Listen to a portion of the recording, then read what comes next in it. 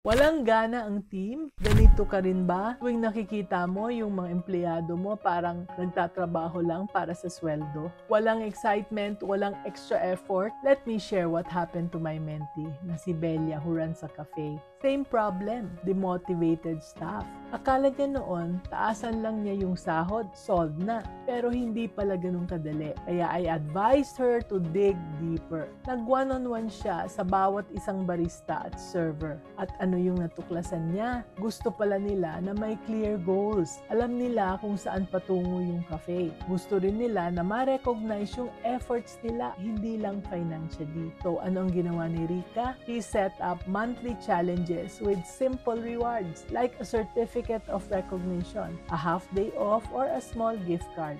She also involved them with the decision making. Ano ba ang bagong drinks na gusto nilang i-try?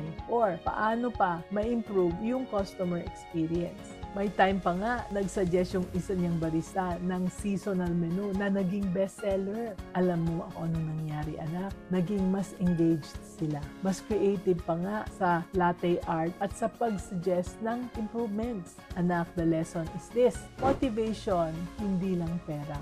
People want to feel valued, heard, and part of something that's bigger. Hindi mo pwedeng i-force ang motivation, pero pwede kang mag-create ng environment na mag-i-inspire sa kanila. Kaya remember, happy employees means happy customers. Ganyan ang pag-iisip ng business-minded Pinoy. And if you want more strategies to grow your business without the stress, grab my book, Grow Your Business Pinoy. Link in the comments.